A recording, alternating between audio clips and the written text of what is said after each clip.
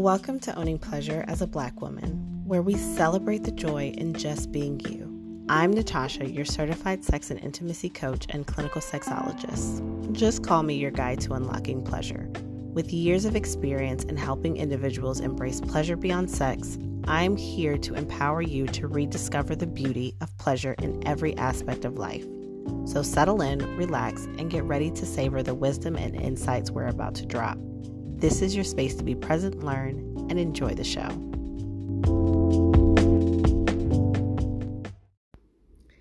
Hello, and welcome to another episode of Owning Pleasure as a Black Woman. Thank you so much for coming back. And if you are new here, I hope that you have been able to go into the last 70 plus episodes that are on here and get some gems that you can implement today. Now, I know y'all notice I have been doing an unofficial Mother's Day series for this drop, and this episode I feel like you're gonna love. This is probably gonna be one of my favorite episodes that I ever do from here on into the future, however long that this podcast continues to live on. And before I tell you why this is probably always going to be my favorite episode, I want to invite you to join me at Cocoa and Champagne. It is a circle that I have created to help you feel empowered to indulge in your truest passions. It's a judgment-free sisterhood that is focused on desire, not status. You know how you always go to a meetup, whether it's virtual or in person, and they always talk about, well, what do you do? And how much money do you make? And where have you been taking your business? And blase, blase, blase. That is not this. This is a space to show who you are, to be witnessed in who you are outside of all the hats you wear and all the masks that you put on when you go into the world. So I would love for you to go ahead and secure your spot now. The link is going to be in the show notes. And let's just raise our glasses to more pleasure, connection, and living out our deepest desires. Now, this particular guest is near and dear to my heart. I love her so very much. And this is her first debut. So make sure that y'all listen all the way through, rate and review so that I can show her how amazing that she is. This episode is with my own mom. And I wanted to do this because, one, I will have it forever to cherish. But I think that it was good for me to ask some of the questions that I asked her, for her to hear the questions, and for you to be able to hear the vulnerability and the relationship that we have. I know a lot of women do not have this relationship with their moms, and there may be questions that they want to know. And even though her answer may not be similar to your mother's answer, I think that it is helpful and soothing to hear this conversation. And also, I would love for you to start the conversation with your mother. One of the things that my mom talked about is not having certain conversations with my grandmother. And so I'm hoping that this opens up the door for you to ask deeper than surface level questions to your mom, have these conversations with her while she is here, just to give you some context of who she is as a person, who she was when she had you, and who she is blossoming into. Is blossoming? Yeah. Blossoming into as she lives this new adventure with you as a grown woman. So sit back, relax. I hope you enjoy this conversation with my mom. Face on my cloud. Happy Mother's Day, girl. Happy Mother's Day. Are you excited about being recorded? Your first debut? I'm a little nervous. So I'm just going to ask you some questions, and I just want you to answer as honestly as possible for the people. So, what is your favorite part about being a mom?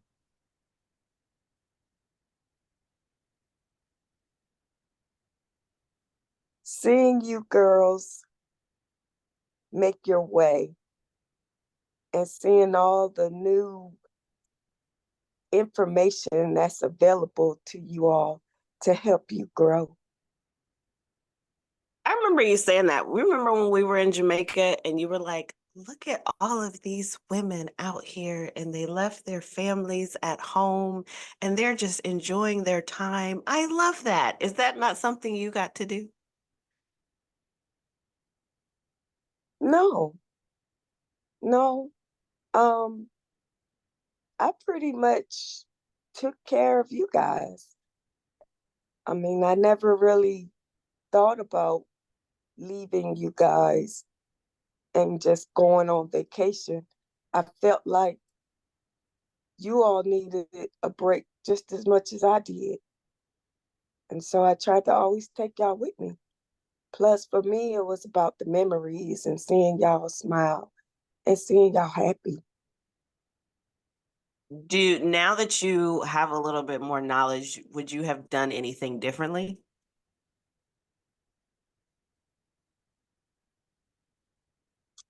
I can't say. I can't say. Because, I'm also seeing new ways or ways that the youth are raising their children. And you guys have all types of names for it. You got your helicopter parent, you got your, uh, I don't know, there are so many different types of parents. Um, and I just think that it's important for you to be with your children because you're the one that is supposed to be helping them grow and mature. Other people are not supposed to be helping or encouraging. They shouldn't be the like celebrities and uh artists, music artists. They shouldn't be the ones that tell the children how they're supposed to grow up. I think parents are.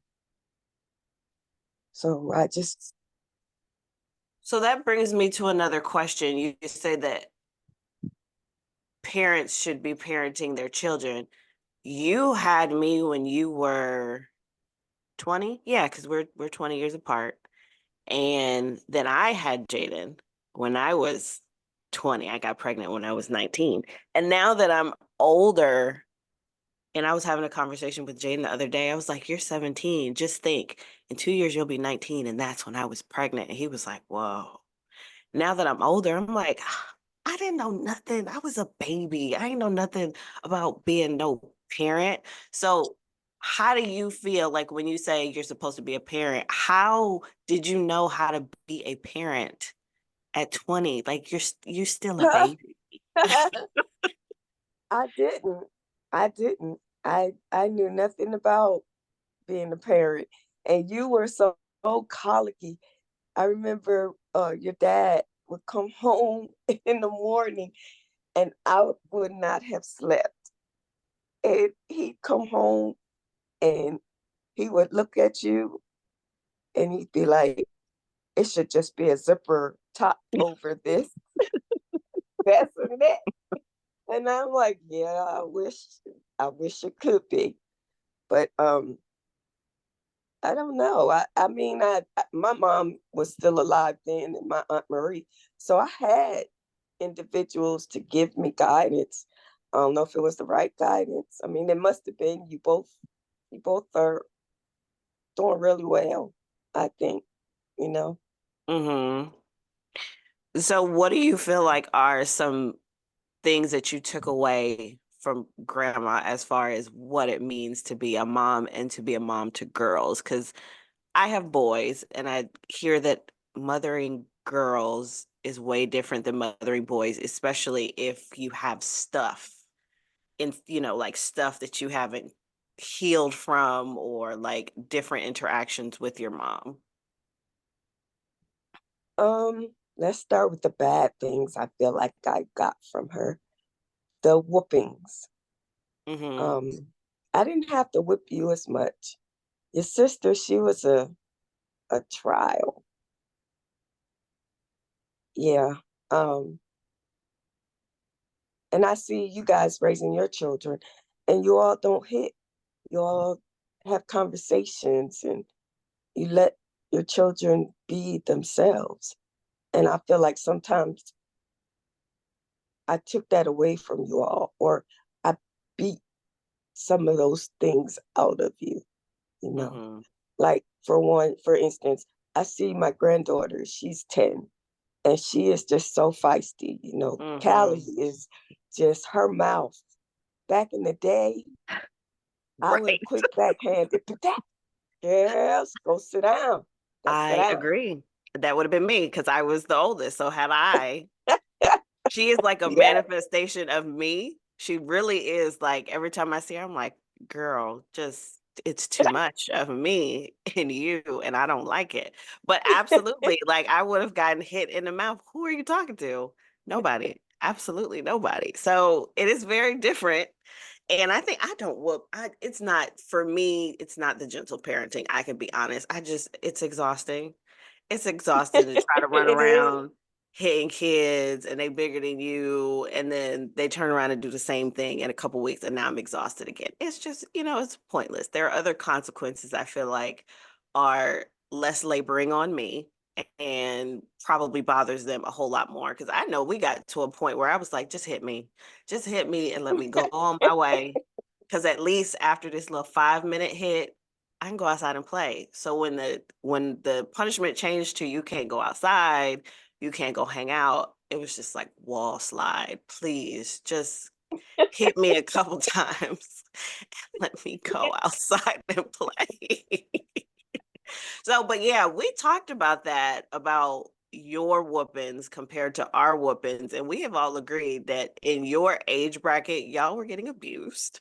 It wasn't called it wasn't called that back then, but even now listening to, older people talk about growing up, I'm like, oh, yeah, the people would have came and got you and took you on to somebody else's house. Does that awareness do anything for you as far as like a parent? Did you just get that awareness or did you have that awareness as you were raising us? Well, I mean, I had that awareness, but see, your generation and Brittany's generation, we could instill fear in y'all. These kids nowadays, They're we not can't do that. scared. They're not No, they're scared not of nothing. scared. No, absolutely not. So, okay, whoopings. Is there anything else that you feel like was not the greatest advice? Um, Now, I mean, there are a lot of things I look back on and I say, "Whoa, man, I'm surprised my kids don't hate me for doing that." But it must not have been that bad because I have a good relationship with both of you. Or either you guys have matured and you have said, "Oh, she didn't know she was doing the best she can or the best she could," and just loved me anyway. No, I really can't recall anything like that. You were always there. I guess being in a military family, and I probably haven't shared this with you, but there was a small time, probably I'll say maybe late 20s, early 30s, where I was actually embarrassed to share. Probably when we moved to Atlanta, I was embarrassed to share about my childhood because I don't have any traumas and I would get made fun of, of course, talking like a white girl. But when I used to tell people, oh, yeah, the first time I went to Disney was in Paris, I would get the ugliest stares and people would talk about me and call me bougie and this, that, and the other. And I used to feel like something was wrong with me because I don't have any trauma stories. Like we grew up amazing. The traveling, the going from country to country to country, spending summers at my grandmother's house. Like now I'm like, look, I'm sorry y'all had the experiences that y'all had, but now I'm in a place where I own it and I'm okay with it. And you were always there. You were at cheerleading competitions, you were at chorus recitals, choir recitals, like all the things. So I can't say outside of like the things that you wouldn't let me do that really weren't that big. Like, which I have a question. What was the whole when I wanted to be out on the weekend, you would say you've been out too much? Like, where was that coming from? Because we would just sit in the house and look at each other. I think there was more of a fear of somebody putting you in a bad situation and me not being able to help you or get you out of that situation. I really, if if it would have been up to me, none of y'all would have left the house or closed the door. We Because were in this well, little because on town. I wasn't going TV, nowhere. Okay. well, on TV, they had around that time. That's when they started all the crime shows. You had your The Law cops. and Orders and stuff. Yes, and you get to see all of that stuff, even though some of it is enhanced, but you still see it and you try to keep your child from it. But I think that's probably what it was more of for me. Yeah, because I can't recall that there was any, but that was my experience. I don't know if you were to ask the other if her experience was different. We're two different people, two different times. So, but I can't say that I had like this horrendous childhood and you were this. I will say the one thing as I got older and I watched you, I definitely am very big on implementing my me time and self-care. That is something that I wish you would have done more of because when we got older, it was like you were clinging, like, no, don't go. It's you and me forever. And I would just be like, where are your friends? Like, go find your You're people. And my friend. Yeah. and then hearing you say, like, y'all are my everything. Like half of me gets it, and then the other half is like, that's sad because I see moms now, and just like you, when the children get older and they're gone, they just be sitting around looking like, "Well, what do I do now?" But I've enjoyed helping you kind of figure out who you are as a person. I think my profession as a sex therapist and working with Black women has been very helpful for you, not just helping me make money and have a career, but it's helped you ask yourself different questions and put yourself out there more than you would. As far as the self care component, I know you probably didn't see that much from grandma, but do you feel like you wish she would have shown you more of what it would mean to like indulge in yourself and take time for yourself? Yeah. Yeah, I do. Because, I never went to a spa or anything until, I don't know, I think we went on a cruise or something. When we were in Amsterdam? No, it wasn't Amsterdam. It was before then, right? Mm, oops. Okay. Yeah, I did not do all of the things that y'all do.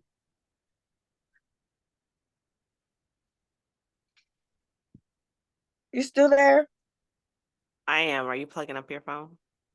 Yes. Okay. I can just edit it out. It's fine. So what Okay. did you see her do? What was grandma's mothering like? Now that you have names for it, what was she like? Because she was an amazing grandma. She's the reason why I shop and I do all the Lux things that I do because she always said, when someone asks you, you say, and you used to get mad about that when we would go places. And she told me when someone asks you, you say yes, because if you keep saying no, they're going to stop asking. And I was like, well, I don't want you to stop asking me to go shopping. So I'm going to keep saying yes. So, what type of mother do you think she was? And what type of grandmother do you think she was? Well, she worked nights, so we saw her. Yeah, I mean, she did the best that she could, when I would come home from school, she would be sleeping. Um, and then I would come in the house and, do my homework and do some things, and then she would wake up and cook. Um, I think her out was she would go out to eat with some of her friends from work. I mean, she Hmm. did do stuff. She got out of the house. Because she used to say she had itchy feet. And so she would leave the house. Or they would go, to a club or something, her and Aunt Marie, and sometimes they take dad. But she she did stuff. I guess it was just me. I don't know. Huh. Well, what do you think well, first, what type of grandmother do you think she was before I go to my next question? Oh, she was an awesome grandmother. She was. She She really was. was, man. She loved y'all to death. She really was. It was like, you want to go? Yes. You want to? Yes. Oh my God, this is amazing. I never want to go home. Just let me live here forever. Which is interesting because now when I think about Avery and he never wants to be home, you coming back home. But yeah, it was like the house of amazingness. And it wasn't like we did much. It was just a different environment and they just I don't know. It was just different. Yeah, because my family, we all have a sense of humor. Yes. We all rag on one another and just laugh. And that was the best part of being in my family. Have Hmm. you ever gone over somebody else's house and it's just so like starch? You got to sit there and Yeah, with your you're like hands in just between your legs. yes, looking around. But my mom's house, man, I remember one time coming home and I had a cat and she accepted my cat. She's like, Mr. Cat, the Oh cat's God, just all yes, over that the cat. place. I do. Sleeping in the sink. She knocked on the door. Your cat sleeping in the sink. She just was accepting of everybody and everything that I brought home. And I try to emulate that with her. I try to be caring to y'all's friends and stuff because I know how important friends are. And with me, I have problems with trusting and building relationships with people. And people never get to see the side of me that you guys see. Hmm. And so, when I don't I just want your friends to remain your friends because of I don't know how to say it. I don't I don't know what's in my head. Um, Hmm. I don't know. It's just hard for me to build friendships, long-term friendships, because of trust issues. And so when I see you guys with friends, I try to help y'all maintain that relationship because I guess I just don't want y'all to be like me, not trust. Hmm. I don't know if Well, that makes sense. Probably went off on a whole different show. no, it makes sense, but I have learned that everyone has their season. And while it doesn't feel good at the moment, everyone has their season and everyone's not meant to elevate with me. So some friends come and some friends go, and that is just part of the cycle of life. So, Mm-hmm. you know, it it is what it is.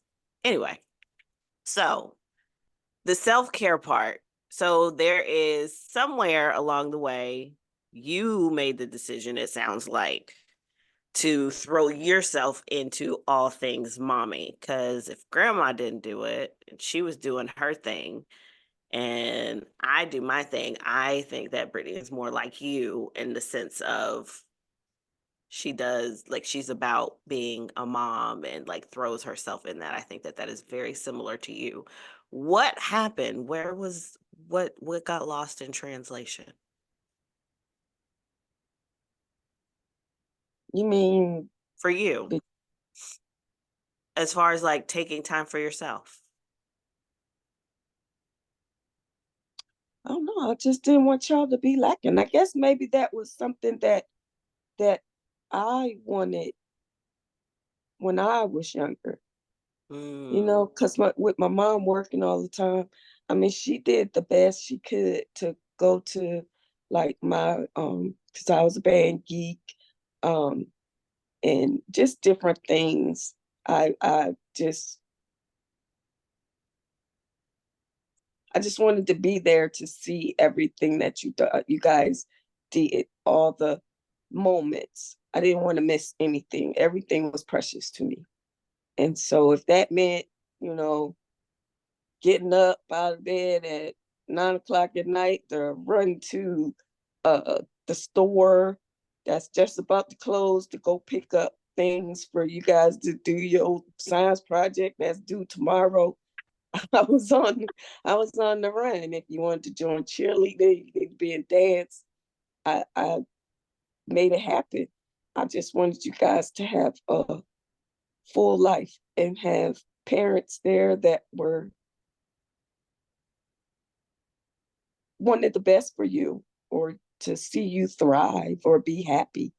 Just want y'all to mm. be happy. My happiness didn't mean too much to me, but I just wanted you guys to be happy.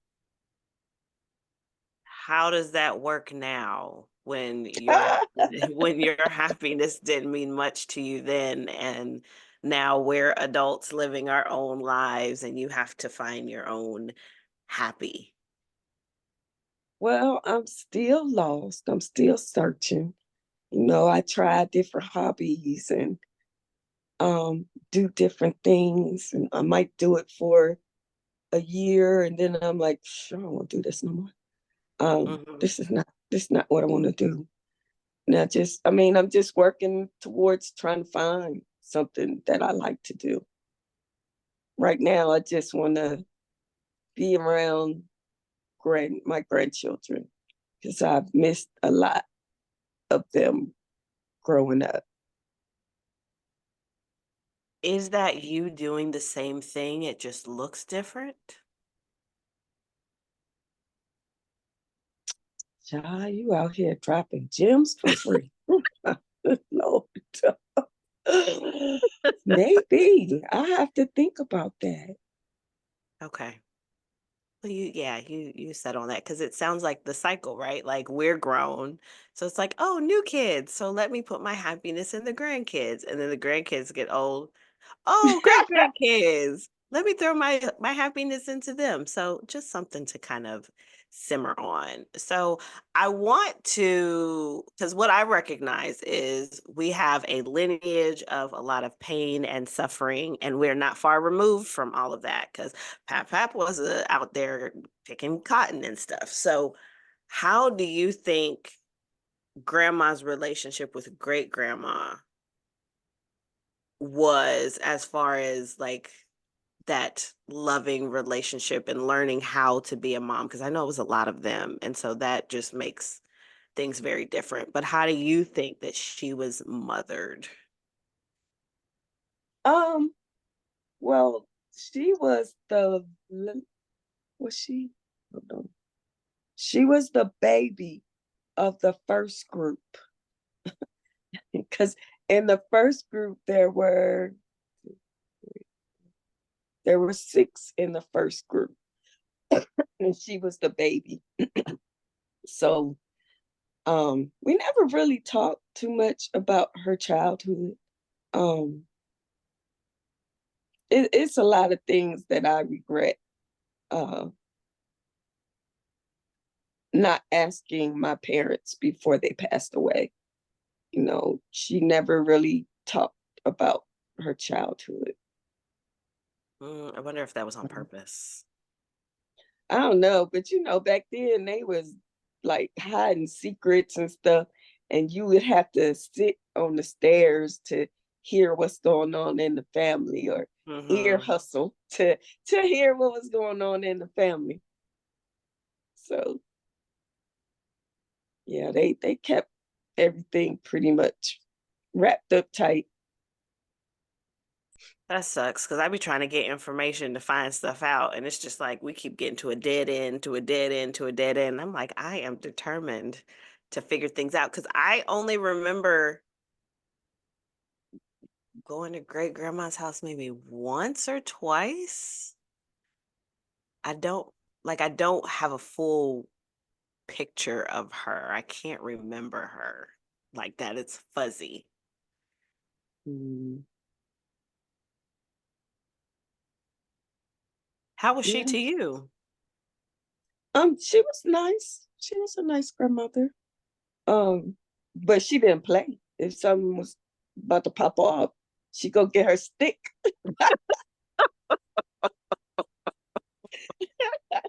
She had a stick, so she would hit us with a stick. I mean, I didn't go there every summer. I think we went every other summer to Pittsburgh, but yeah, she didn't play, but she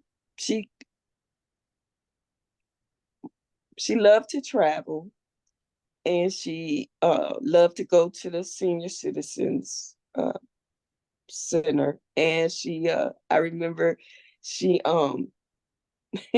she she used to do macrame, and I remember one summer she came to Really? stay. She came to stay with us, and my mom wouldn't let me go outside because I she had made this macrame cheerleader, and I had to learn how to do macrame. That is so neat. You see, I be trying to do macrame. You never said that. I don't remember how to do it. I think Patty, because it was called Patty Pompey, and it was a cheer. I think it was a cheerleader. Orange and black, my high school colors, and um, yeah, a little brown macrame thread, yarn or whatever that is, and all That summer. is so interesting that I would randomly be like, "Hey, I wanna learn how to do macrame," and No, I she didn't. enjoyed it. Well, I, she enjoyed it. Like, I didn't yeah, know that anyone I thought I'm just like this random person trying to figure out macrame, but maybe, just maybe, I was pushed to macrame for a reason. Look at that. maybe it could be. They knitted, they crocheted. Crocheted. Yes, I know, Mhm. and I have none of those skills. I do have a bone to pick with you. So, you did not teach me how to cornrow. You did not teach me how to double dutch, and I feel like I missed out on some of my black cards because I still struggle. I had to learn because I got boys with hair, but I would have loved to double dutch. I feel like I missed out on a piece of life not being able to double dutch. I wasn't good at double dutch either. I was one of those people, when I would turn the rope, they say she double handed. Get a rope to somebody. Like, what is double handed? What does that mean now? And I I used would to be so sad, because I wanted to play. But I guess it was um, that left handed thing. So oh, okay. Okay, well, that makes a little bit more sense. You weren't great at it. What about the cornrowing thing? Why did you never teach me that? I don't know. I think it was you never asked. I mean, I feel you like never asked. I feel like that's a staple. As a Black girl, I should know how to cornrow. I'm slowly getting it though. So I can do the bare minimum and hold it together. That's enough. That's all you need. So, how now that you're older, do you feel like being a Black mom was hard? Well, I mean, we weren't the traditional family, so I can't compare myself to Yeah. individuals on the outside. But in the military, like, yeah, it was hard because he was going to training, and you know his out work hours were really obscure. So I had to be there. A lot of times it was just me and y'all. Yeah, that makes me think there are a lot of things that I wouldn't know because you wouldn't know because we didn't have the same experiences that other people did. Like when we first came to Atlanta, I was so color struck. I was like, "Oh my gosh, all these Black people." I was nervous. So that's part of like the story I shared too when I got here. And I was like, oh, we think we went to like Atlantic Station. Oh, that was like the blackest place to take somebody. But I remember me and my friend when we were down there, we were like holding hands and we were like next to each other. And now I'm like, how childish is that, Natasha? But I was used to living on a military base with like straight diversity. The schools were diverse, and also coming to Georgia from Germany and not understanding the things that they were learning and not realizing till now how far ahead I was in my education because we weren't here in the US to go to school. It was now I have like a lot of insight to the things that I had to learn because we didn't have to experience because y'all gave us a lifestyle where we didn't have to experience those things. So Mm, some of the stuff my mind just can't conceptualize, like people not having passports, people never traveling outside of their county.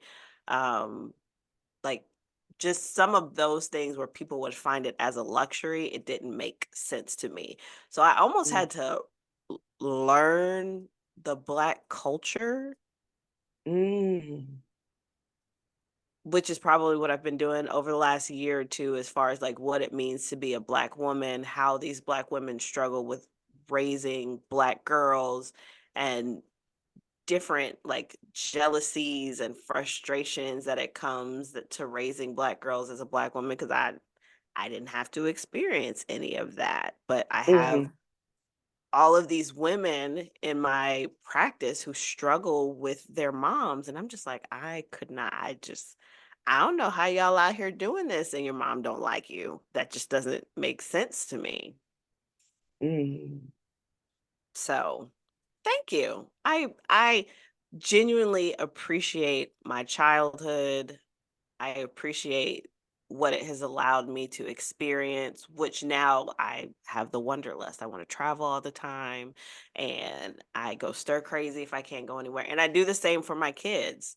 So I'm Mm. not this big birthday mom. I'm experiences. Let's get you a passport. Let's go Right. travel. Let's go on a cruise. I want you to see what life is like outside of just this here county, which I see the oldest. It's just like, I'm so comfortable here. But the little one, he's like, let's go on an adventure. Let's get in a plane. Let's get on a train.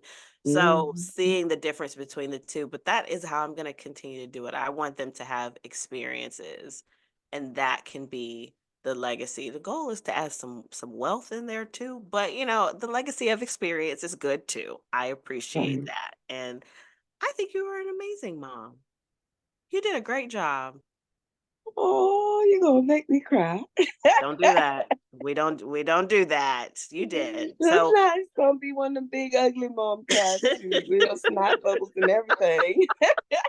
you did. So if Thank there's you, any Tasha. inkling, at least on my end, if there's any inkling that I've never had the idea of you've done the best that you could do, I think you did absolutely amazing.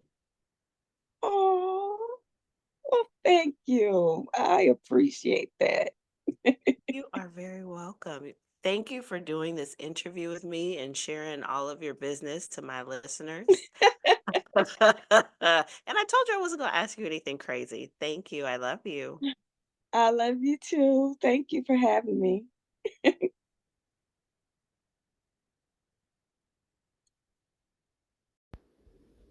Oh, wasn't that so sweet? She did so good. Please, please, please blow up. If you are not on Spotify, head over to Spotify, blow up the comment section, and let her know how amazing she did. She did such a good job. Again, this will probably be an episode that I will go back and listen to because I will have her forever. Oh. But again, like I said, I hope this sparked some questions and some conversations that you want to go have with your mother or even go have with your grandmother. And if you have a great grandmother, go have conversations with her as well. I am very inquisitive. I like to probe. I want to know about my history. As I continue to understand who I am as a woman. I know that it came from who my mother is as a woman and who her mother was as a woman. And so just to understand your history and know where you come from and maybe heal some things that you didn't know that you were going to heal just by having a conversation. So, thank you all for listening. Now, as always, I want you to take these ideas and these conversations and make them a reality. Prioritize the pleasure that you deserve. Please rate, review, and share so more women can continue to discover this community. I appreciate you very, very much for continuing to be on this journey with me to greater satisfaction as Black women. Until next time, bye.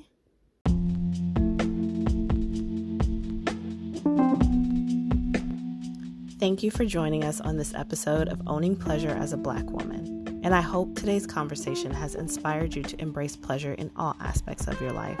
Remember, your voice matters in this journey. Share your thoughts and experiences by leaving a review and stay connected with our community by joining our email list. The link is in the show notes. Together, we're redefining what it means to savor life and celebrate the joy in just being you. Until next time, keep prioritizing your pleasure because you are deserving. Take care and stay tuned for more empowering discussions. Bye.